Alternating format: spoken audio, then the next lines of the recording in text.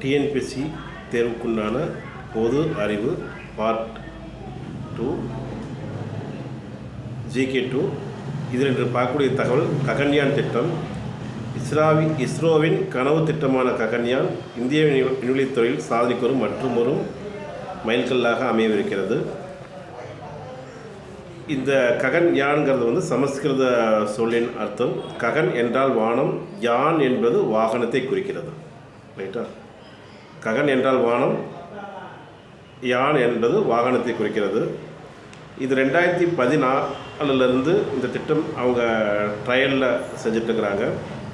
இது தொடர் சோதனையாக 4 விண்வெளி வீரர்கள் தயார்படுத்தப்பட்டிருக்காங்க. அவங்க பேர் பிரசாந்த் பாலகிருஷ்ணன், அங்கத் பிரதாப், அஜித் கிருஷ்ணன், எஸ் சுக்லா. இவங்க ரஷ்யாவில் இப்போ ட்ரைனிங் எடுத்துகிட்டு முடிச்சுட்டு இந்தியாவில் இது பண்ணியிருக்கிறாங்க. சோதனை